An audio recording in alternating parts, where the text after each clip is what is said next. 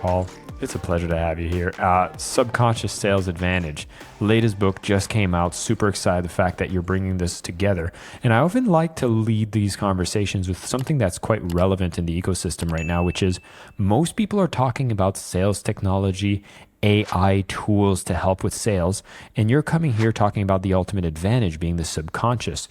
What do you make of the current landscape with this technology seeming to be the focus? What I make of it, first of all, I have an AI for my other business, which I won't talk about here. Here's the thing about technology.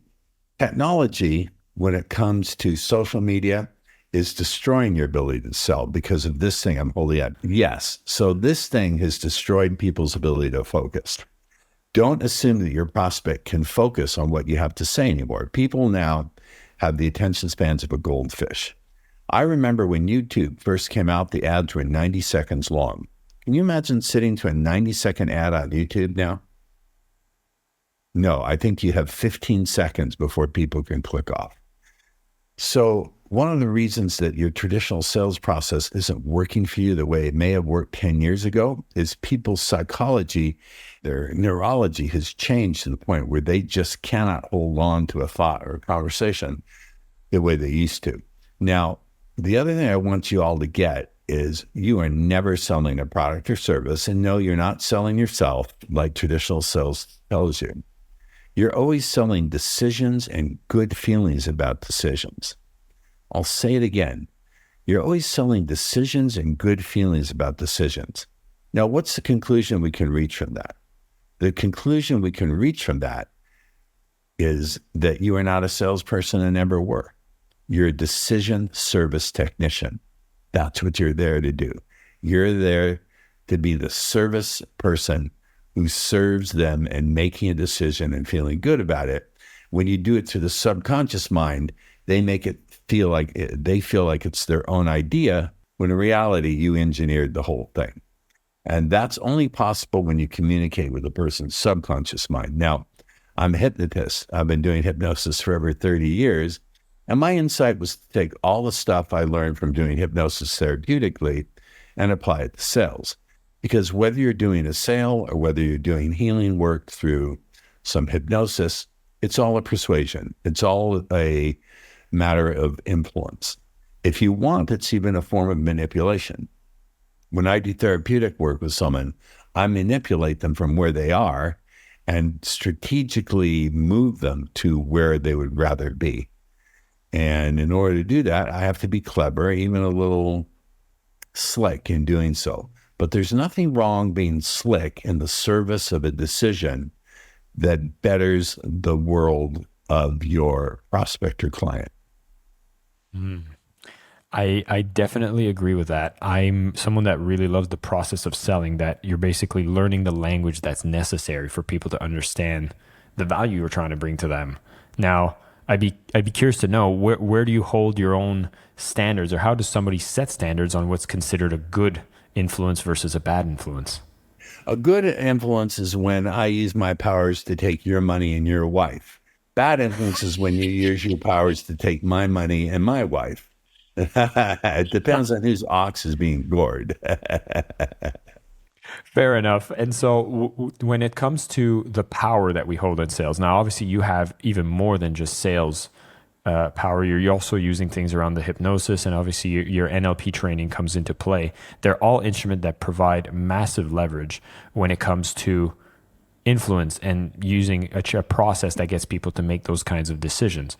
So then, where have you seen this be most useful for a salesperson to take on these additional tools? Do you consider this the baseline that we should be learning as salespeople, especially if we're thinking that technology is automating a lot of this, these scripts and these qualifiers? Are we trying to get more into the hypnosis side? You still have to get on the call. You still have to get on the call. And you still, if you're doing real estate or something like that, I've been training people here in the United States who do door-to-door solar. They have to knock on the doors. You can't have an AI script knock on the door for you. And so I train them. And I train them in this mindset that says, you're always selling decisions and good feelings about decisions. And you're never doing cold calling or cold door knocking. You're extending opportunities for the other person to make a better decision than they ever knew was possible. See, I believe selling is about two things. It's about sneaking your ideas into the other person's mind using hypnotic subconscious language. But here's the more important thing. It's about expanding their minds to include your ideas, to include new ideas that they never could see as possibilities before. The idea of consciousness expanding being the fundamental part of selling is a bat bleep crazy. I don't know if I can swear in your show. It's a bat bleep crazy way of thinking about selling. But honestly, I think that a good, great, masterful salesperson expands the consciousness of the prospect to see things they didn't think were possible in the world, possible for them, matches their identity, and something that they believe they deserve. Because never underestimate your prospect's lack of belief in their deservingness to screw up a sale. No one ever tells you that or thinks about that. I like this idea of having a role in expanding their consciousness. I've never heard it phrased that way, but it's something I want to put in my back pocket. I'd be curious to know what makes it so that it's so hard for us to make those decisions, that we feel like we need this consultant service provider to actually come in. Because you've heard about, we won't need salespeople. We have all the information on the internet. Bullshit. And as more technology comes, Bullshit. the Bullshit. further away Bullshit. I see that from being a reality. Bullshit. Listen to me. Here's the problem. Number one, your prospect is so overwhelmed with so much input and stimulus coming in, they can't pay attention. You're the one who has to get them focused. Don't assume they're coming to you with a blank slate and an eager, open, focused mind. They're not. That's number one. But number two, this is another one that will blow your mind. It's no longer enough to get know, like, and trust. Everyone repeats that same fortune cookie saying, you have to get know, like, and trust. People buy from people they know, like, and trust. I say that's not enough anymore. That used to be true 10 years ago. Now there's another factor. You have to get the prospect to trust themselves that they can make a good decision. Your prospects no longer trust their own ability to make good decisions, and with good reason, because they've been screwed over by their institutions. And a confused mind doesn't make good choices. They have too many options, and therefore they're confused. And an unfocused mind doesn't make good choices. So how can you get the prospect to believe in their own ability to make a good decision? And you cannot do that consciously. There's no way to consciously convince them that they can trust themselves. You have to get through to the unconscious or subconscious mind. It means the same thing. I'm a hypnotist. I use the words interchangeably. So how do we do that? If I were to say, Mr. Bumface, well, Mr. Bumface, I guarantee you'll make a great decision to sign the contract today. You can trust yourself. Mr. Bumface is going to give me the finger. So I'm not going to say that. I'm going to suggest it. I'm going to imply it. I'm going to say, before we begin our exploration together today, this opportunity, I just want you to promise me one thing. Will you promise you'll share the questions that naturally arise when a great decision's being made? Now, did I say who's making the great decision? No. Did I say why they're making the great decision? When the great decision? How the great decision? Who, for what reasons? No. Or when? No. I just said a great decision's being made. That's so vague that when you're vague and confusing, and yes, in a great sale, if you want to be a masterful salesperson in today's day and age, not the way it was 10 years ago, but today and moving into the future where people will be even more overstimulated, you have to know when to confuse your prospect and be unclear. So when you say a great decision's being made, the only way they can make sense of that is to do what we call in hypnosis a transderivational search. All that means is the unconscious mind begins to process every possible meaning, and it comes up with the one that fits the situation best. So on the unconscious level, they're gonna be thinking, the unconscious level, where the decisions are made. unconscious, subconscious, same thing. They'll be thinking, oh, I can make a great decision. So you have to suggest that they can trust themselves. So my point is, know, like, and trust is no longer enough. You have to convince them or get them to convince themselves that they can make a great decision. And the only way to do that is through artfully using suggestions to create confusion and to create a vagueness and a lack of clarity. You really want to get good in sales, know when to be unclear, when to be vague, when to be confusing, when to break rapport. The idea that you must always be in rapport is a stupid idea. It's an average idea. It's an idea for losers. There's times to break rapport when you must be confrontational. When you must be confrontational, you must be confusing, you must be shocking. Now, this is contrary to what you've been taught, but I'm telling you, it works.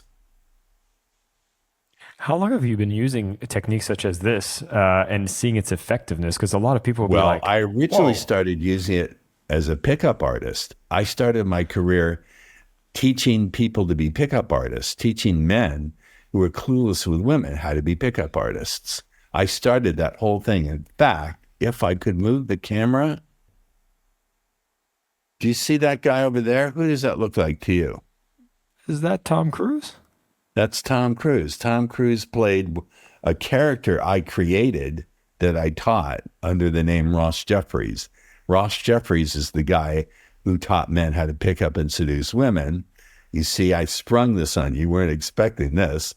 And so I developed this in my techniques of teaching men and learning myself. So one of the things I teach in sales is the pattern interrupt. People think, feel, behave, act, and fix patterns. When you interrupt those patterns, you create a temporary window of suggestibility, and they don't know what to do, and then they can be led. So, for example, I came up with this. I used to get all the time when I would ask a woman on a date, I have a boyfriend. Now, 100% of the women in the world can't have boyfriends. It's a smokescreen sometimes.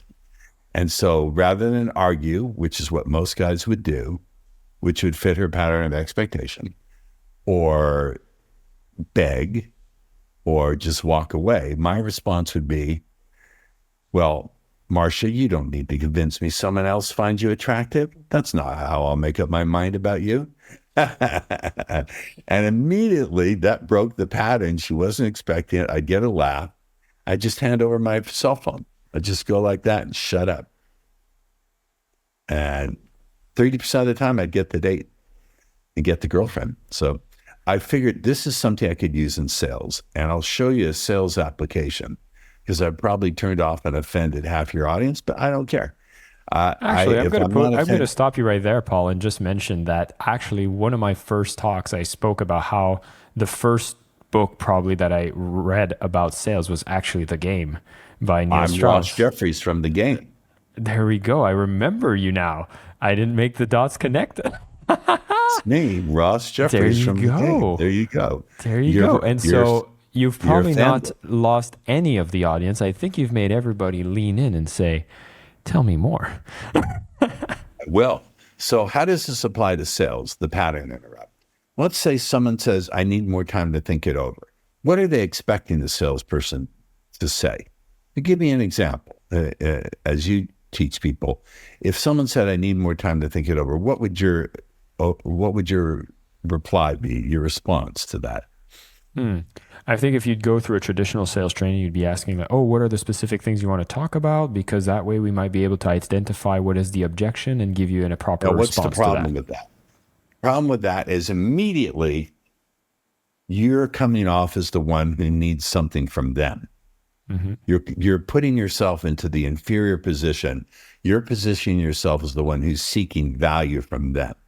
Instead, I want to shock them. So role play with me. Just say, I need more time to think it over, Paul. Just say that. Paul, I need more time to think it over. Hey, I understand. Can I ask you a question?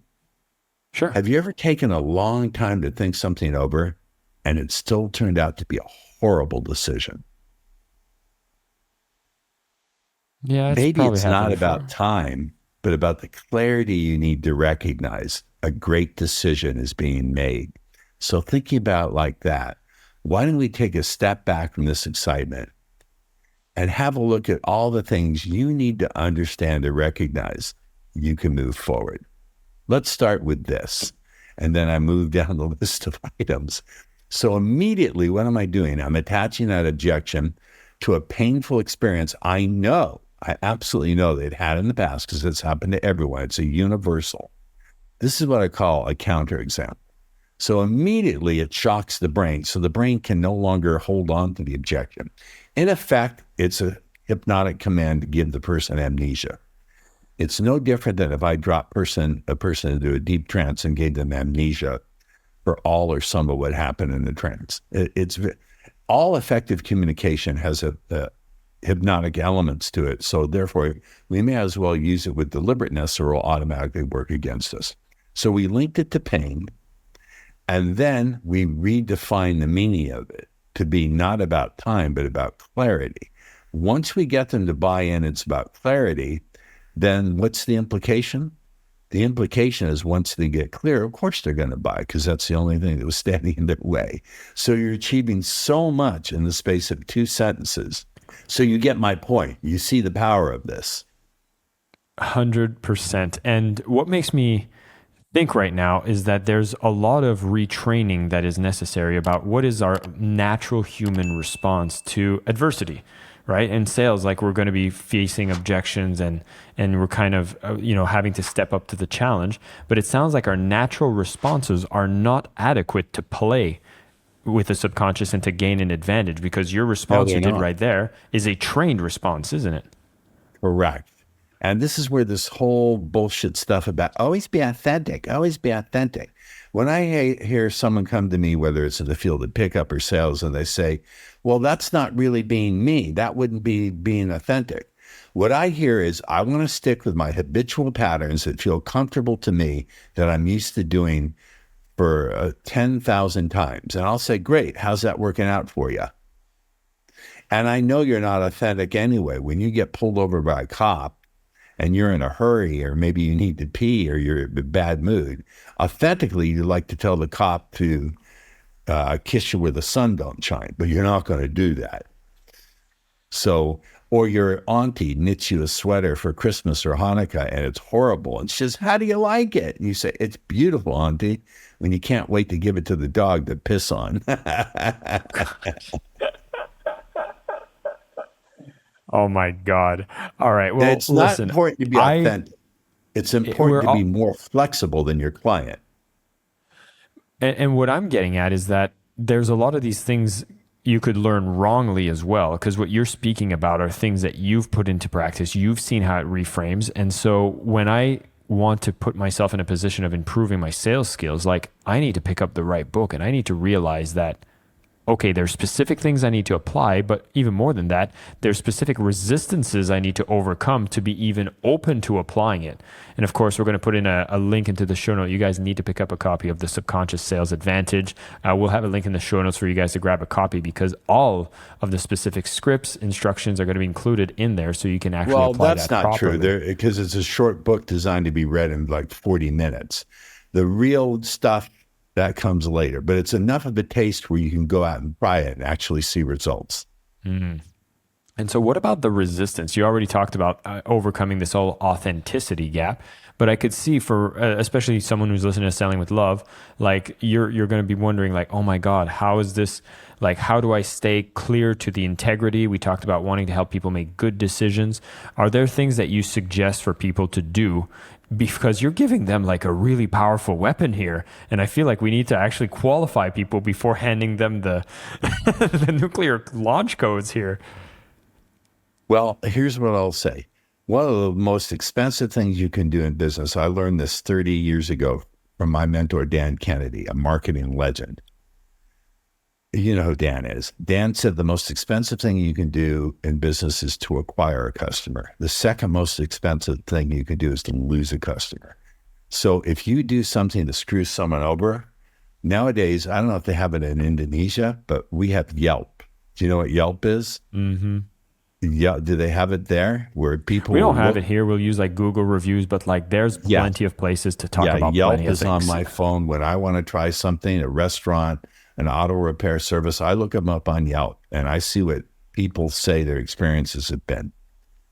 Now, so if you do this right and you leave them feeling good about the decision, you can plant. I talk about when I do my trainings for my VIPs, I teach them how to implant hypnotic suggestions to future pace that person, to take their unconscious mind into the future and suddenly find themselves making a referral for me without me having to ask. You can turn your people into referral puppets, but that only works if they're happy with what you've helped them achieve.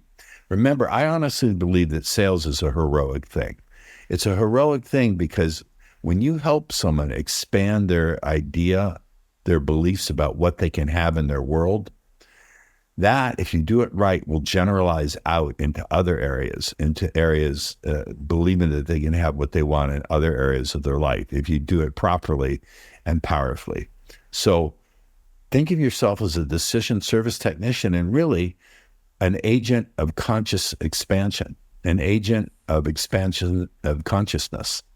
That's a real weird mind frame. I know mind shift. I know you've never heard of sales being considered a matter of expanding consciousness, have you? But in fact, I believe that that's the case. And creating states of consciousness as well.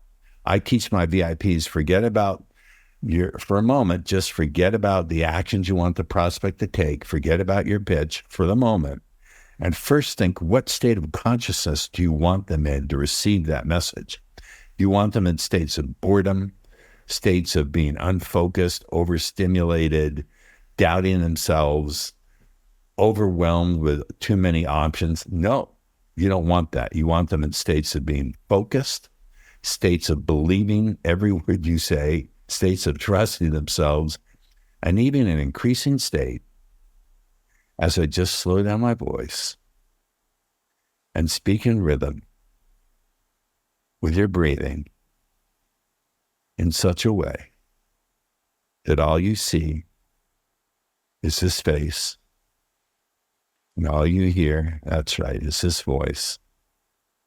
And doesn't that feel interesting, even though you know with that smile that spreads exactly what I'm doing, where it's working, isn't it?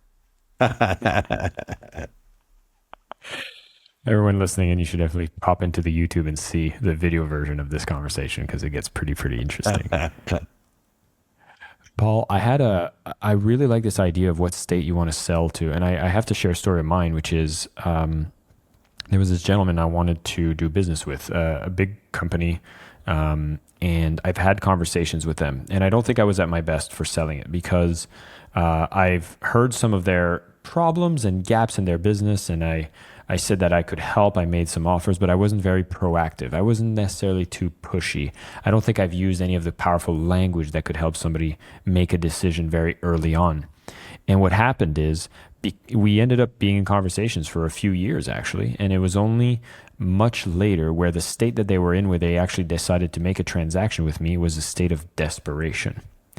And my biggest regret is that if I would have been more, quote unquote, aggressive or proactive or intense in my selling ability, I could have made them make the decision maybe 1 year or 2 years earlier, which means they wouldn't have had to get to that point before we started doing business together. And that's why when you shared the story about deciding the state they want to be on, I realized where in that story, because I didn't have a vision of that, I let it go to like, okay, I'm a good guy. I've, helped and served, authentic, all those traditional things. It almost eroded the state of my prospect friend, to a state that's of like desperation. saying, I'm the nice guy. I wash her car. I listen to her complain about the guy she's sleeping with. I buy her presents on Christmas and her birthday. I'll do her grocery shopping. How come she's not attracted to me?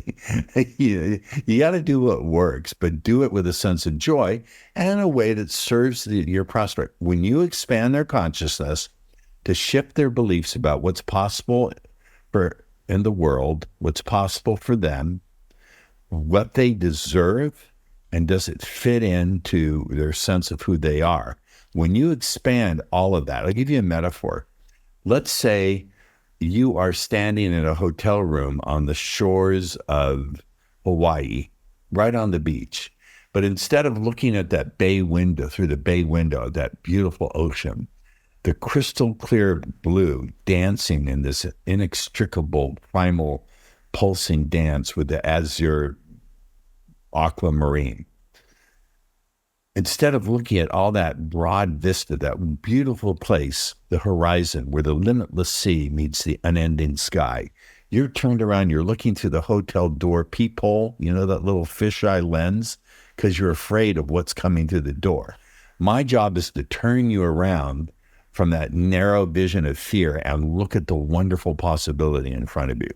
That's the metaphor I use. Whether you're selling cars or Kleenex, it doesn't matter. That's your job.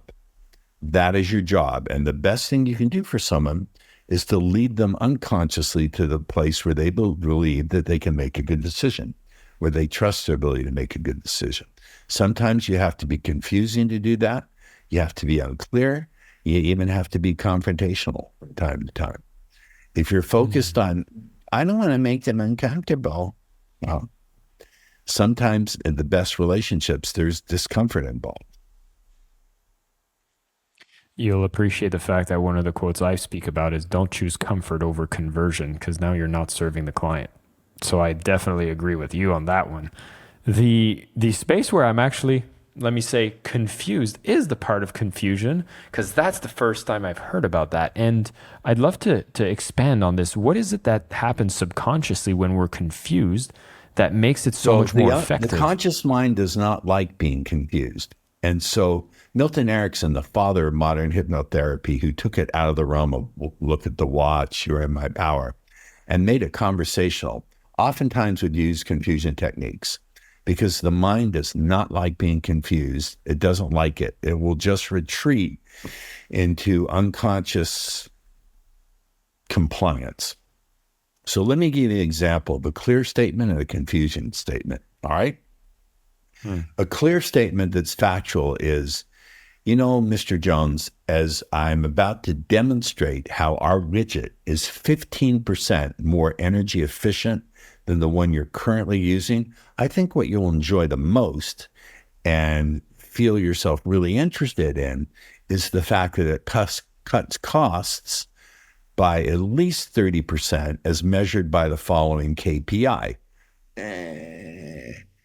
But if I said, you know, Mr. Jones, before we begin our exploration of this opportunity together today, I just want to say, I don't know all the places you might stop and feel a growing sense of excitement at the possibility that something wonderful is being presented.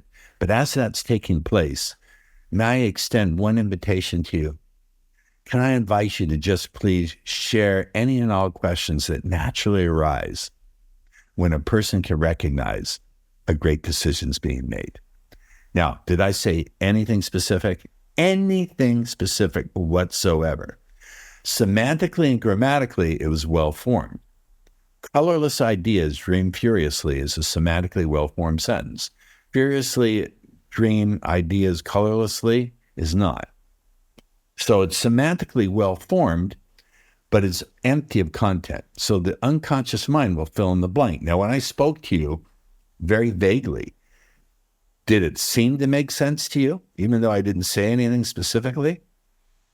I was like, wait, what's, it got me in a state of like, wait, what, huh? And I'm like, I'm engaged with the statement now.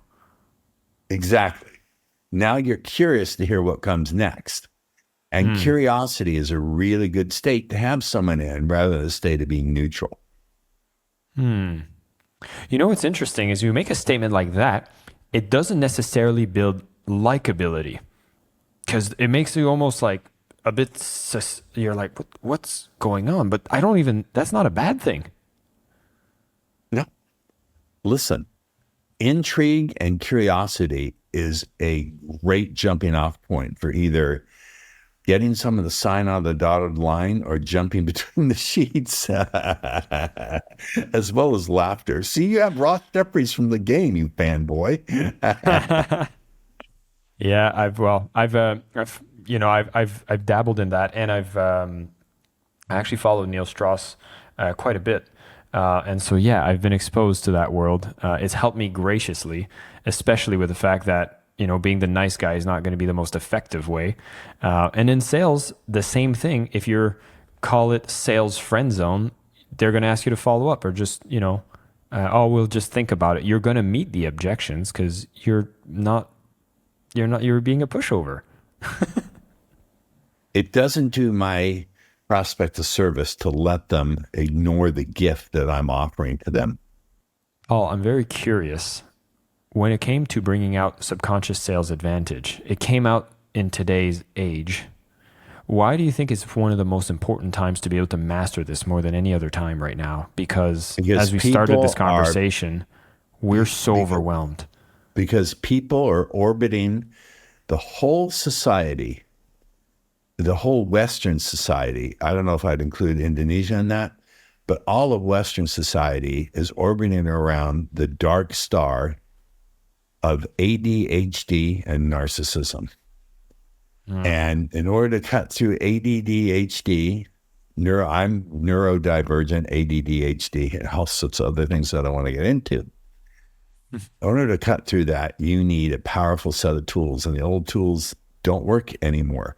If you're in sales and you had a sales process or even have one that's successful, but for some reason you're finding yourself running harder to stay in the same place or just make incremental advances, and you want to keep making incremental 3, 4, 5% advances, stick with what you're doing. If you're ready to make huge gains, 30, 40, 50% very rapidly, you've got to do something radically different, even something that's batshit crazy different. I freely admit, I had a nephew, and one of my mentors said, that guy's a genius, but he's batshit crazy. I glowed all day. I said, wow, tell him that was the best compliment I've ever heard. I'm crazy. I'm absolutely nuts. But sometimes it's the person who comes from outside the box, who doesn't think traditionally, because I came from that world of pickup, and I had to learn how to persuade and influence. The biggest persuasion I had to do is to persuade these 30, 40, 50-year-old virgins, that's no joke, that they could change, that their life was worth living. Don't off yourself. You can change your life. Trust me, and here's how to do it. That's a persuasion. To take someone who's 40 years old, never touched a woman, and he's told me after coming to the seminar that he had a gun on the nightstand or he was going to drink bleach. I had a student who walked out into the ocean on New Year's Eve and came this close. The water was up to his chin. And the little voice of intuition said, no, get on the internet and just start Googling. And he found me, came to a seminar. He was quite the musician. He later wrote a little symphony for me with a heroic theme song for me. I think people don't necessarily understand the role that sales does play in making major changes in people's lives, and the impact that you can have in the ripple of every sale you make is much more than anything you can imagine. And when you're anchored with this thought that you're helping people make good decisions, I think that using the powers that you're sharing right now, even though they're considered unorthodox, are some of the greatest tools that people should be bringing into their toolbox. And I'm going to encourage everyone once again to look into the show notes, where we're going to have a link to the Subconscious Sale Advantage book for you to pick up a copy and start dabbling your feet into this, so you can see if you're just starting off as a business person and you're trying to make your initial sales and you're seeing what you're doing doesn't work, this might be the cutting edge that you need to actually make a difference. And if you've been having sales and you have an existing process that you're measuring and you want to see a leap in results, again, this might be the right tree to go bark at. Paul, I do have to ask the one question I ask everyone on the show, and what I love the most is that end part where you spoke about the difference you made with these sales, with your seminar, with your product. And I think people underestimate the power that they do have when they make that sales. And I wanted to ask you, since you're on the Selling with Love podcast, what does selling with love mean to you? Ultimately, I believe that when you can expand your prospect's consciousness to get past their limiting beliefs about what's possible in the world, what's possible for them, what they deserve, then that is a deeply healing thing to do. And when you do a deeply healing thing, it is essentially coming from love. No reason why you can't have some greed mixed in there, but it is essentially a very loving thing to do. It is a healing thing to do, because if you do it powerfully enough, that expansion of belief does what we call in hypnosis, it generalizes. It generalizes over into different contexts of their lives. Now, that may sound crazy. How could someone buying an air conditioner that they didn't think they needed generalize into trusting their decisions elsewhere? Maybe it will and maybe it won't, but you'd be surprised at how it could. And if you can do that, you're not only doing them the favor of cooling off their home, you're changing their consciousness.